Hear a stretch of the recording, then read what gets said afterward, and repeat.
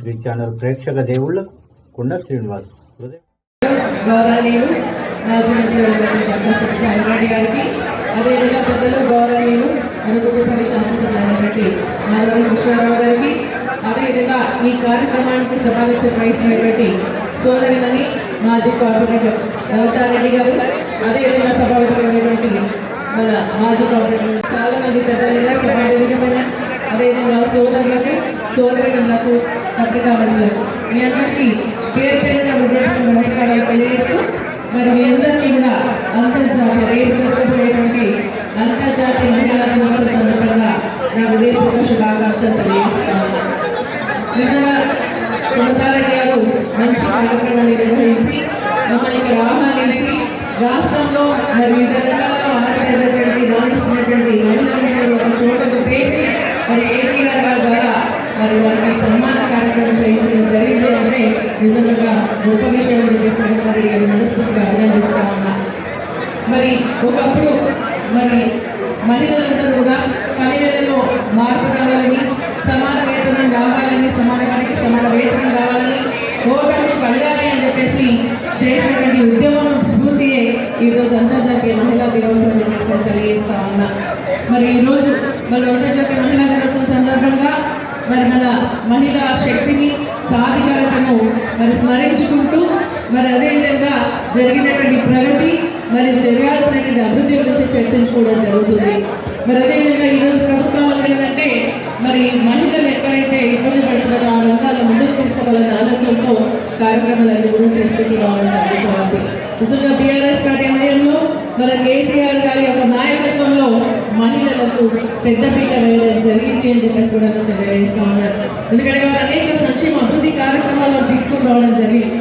మరి ముఖ్యంగా ఏంటంటే చదువుకునేటువంటి పిల్లలు ఖచ్చితంగా మరి స్కాలర్షిప్ ఇవ్వాలని, మరి బాలిక గురుకులాలు ఏర్పాటు చేయాలని చెప్పేసి చేయడంతో పాటు పెళ్ళైతే కూడా ప్రేమగా ఇబ్బంది పడుతుంది తల్లిదండ్రులకు ఆలోచనని కళ్యాణలక్ష్మి షాదులు వారి కార్యక్రమాన్ని, గర్భిణీలతో ఉన్నటువంటి మహిళ పౌష్టికారం తీసుకోవాలని ఆరోగ్యలక్ష్మి పథకాన్ని, అదేవిధంగా డెలివరీకి వెళ్ళినటువంటి మహిళలను మరి ప్రోత్సహించాలన్న ఆలోచనతో ఇన్స్టిట్యూషన్ డెవలప్స్ ప్రోత్సహించాలన్న ఆలోచనతో మరి మనకి కేసీఆర్ కిట్ లాంటి కార్యక్రమాలను కూడా వారు తీసుకోవడం జరిగింది.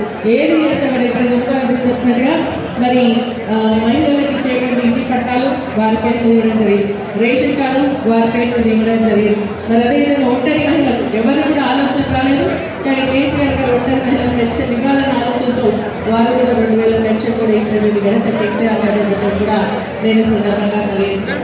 రక్షణ విషయంలో దేశంలో ఎవరు లేని విధంగా ఈరోజు కేసీఆర్ గారి కార్యక్రమాలు తీసుకోవడం జరిగింది. మనకు సేఫ్టీ వీక్ అని తీసుకొచ్చి అదేవిధంగా షీటింగ్స్ ఏర్పాటు చేసి రాగికి ఫుల్ స్టాప్ పెట్టింది మన కేసీఆర్ గారు.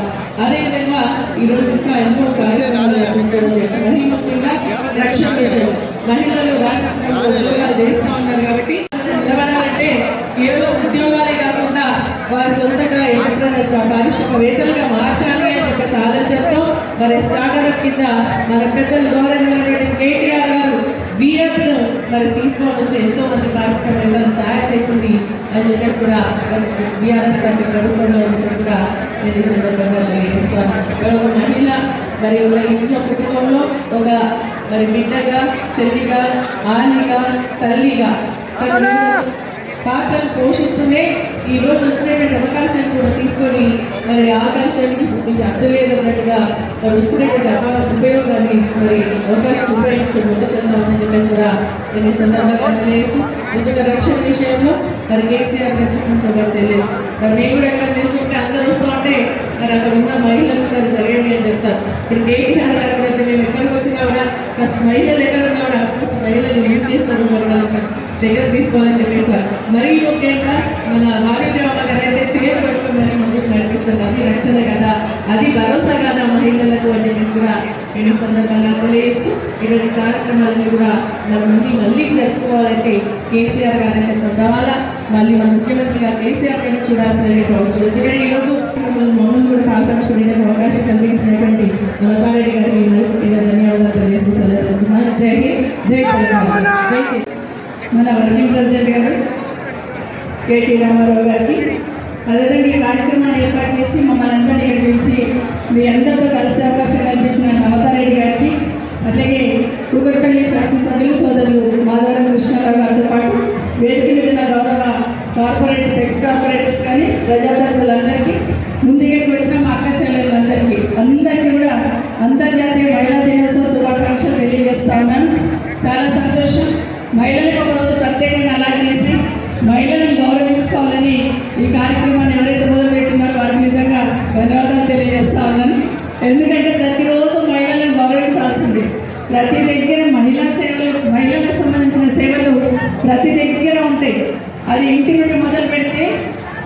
బయట ఎక్కడైనా కూడా మహిళా సేవలు కాదనలేదు. ఇంతకుముందు సునీత లక్ష్మారెడ్డి గారు సోదరిమణి గారు చెప్పినట్టు ఎక్కడైనా మహిళా పాత్ర కుటుంబంలో ఎక్కడైనా కాదనలేము. ఒక చెల్లిగా, ఒక భార్యగా, ఒక తల్లిగా ఎక్కడ చూసినా మహిళా పాత్ర ఉంటుంది.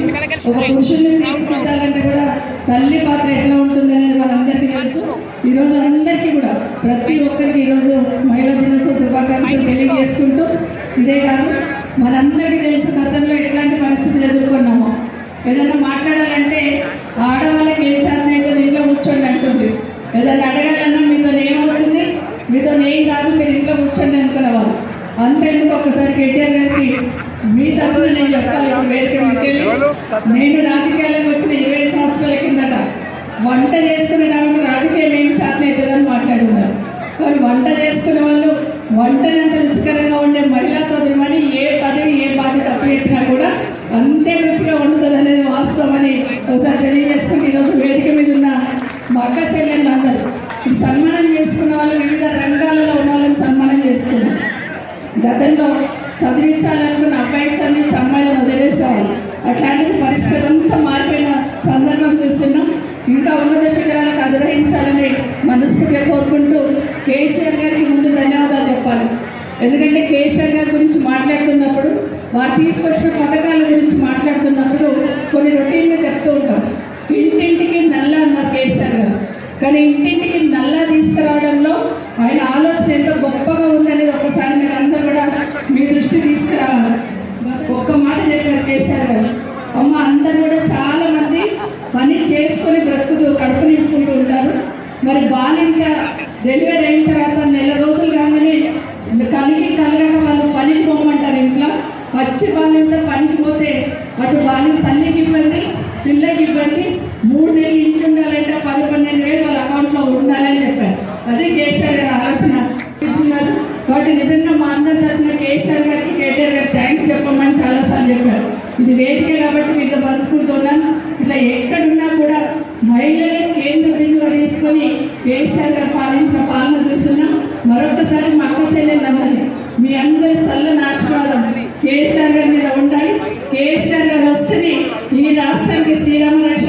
మా మహిళా సోదరులందరూ కూడా శ్రీరామ రక్ష తెలియజేసుకుంటూ మరొకసారి మీ అందరికీ కూడా మీ అందరికి మరోసారి శుభాకాంక్షలు తెలియజేస్తాం. జై తెలంగాణ, జై తెలంగాణ.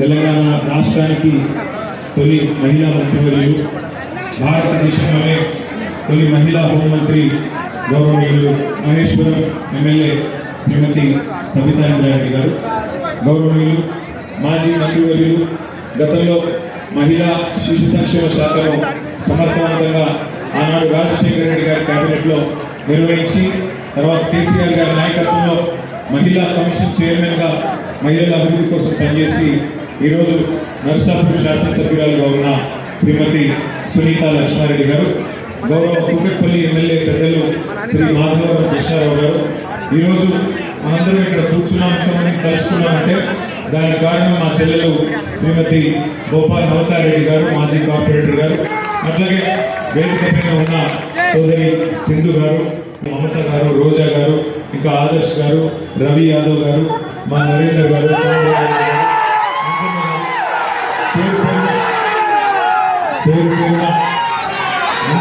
అందరితో పాటు ఈరోజు వేదిక మీద అంతర్జాతీయ మహిళా దినోత్సవం సందర్భంగా మరి పురస్కారాలు పొందిన 40 మంది మహిళా శిరోమణులకు పేరు వివిధ రంగాల్లో, ఎందుకంటే వాళ్ళందరూ కొంతమంది డాక్టర్స్ ఉన్నారు, సోషల్ వర్కర్స్ ఉన్నారు, ఆర్టిస్టులు ఉన్నారు, జర్నలిస్టులు ఉన్నారు, శానిటేషన్ వర్కర్స్ ఉన్నారు, పబ్లిక్ రిప్రజెంటేటివ్స్ ఉన్నారు. వాళ్ళందరినీ కూడా మరి చాలా జాగ్రత్తగా ఎంపిక చేసి మరి ఈ మహిళా దినోత్సవం సందర్భంగా వారికి పురస్కారాలు అందజేసిన నవతారెడ్డి గారికి, బీఆర్ఎస్ సేవింపల్లి నియోజకవర్గం.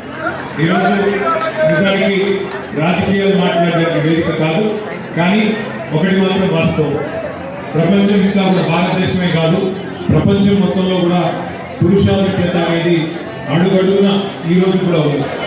రాజకీయాలు కూడా దానికి అభివృద్ధమే కాదు. చాలా చాలా సందర్భాల్లో మరి మామూలుగా పురుషులతో ఇతర పురుషులే కొట్లాడలేని పరిస్థితి పోటీ ప్రపంచంలో.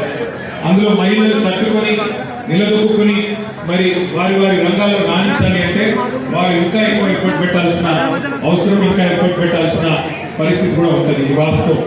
కవిత గారు చాలా విషయాలు చెప్పారు, వాటి జోలికి పోదు. కానీ ఒకటి మాత్రం పక్క, వాళ్ళు ముఖ్యంగా పెళ్లి చేసుకోబోయే అమ్మాయిని, నాకు కూడా 17 ఏళ్ళ కూతురు, కాబట్టి పెళ్లి చేసుకోబోయే అమ్మాయిలకి, పెళ్లి కావాల్సిన అమ్మాయిలకి మీ కాళ్ళ మీద మీరు నిలబెట్టుకోండి. ఆర్థికంగా మీరు ఇండిపెండెంట్ గా ఉంటే, ఫైనాన్షియల్ గా ఇండిపెండెంట్ గా ఉంటే తప్పకుండా సమాజంలో గుర్తింపు, గౌరవం అన్ని కూడా ఆటోమేటిక్ గా వస్తాయి.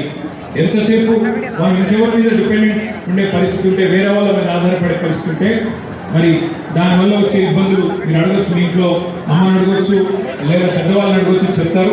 కానీ ఆర్థికంగా తమ కాళ్ళ మీద తాము నిలబడ్డ తర్వాతనే, ఒక ఉద్యోగం సంపాదించిన తర్వాత కానీ, ఒక పరిశ్రమ పెట్టినాక కానీ, లేదా మీ అంతట మీరుగా మీ కుటుంబానికి చేదోడు వాదోడుగా నిలిచే పరిస్థితి వచ్చేదాకా తొందరపడి పెళ్లి చేసుకోవద్దనే నా మాట.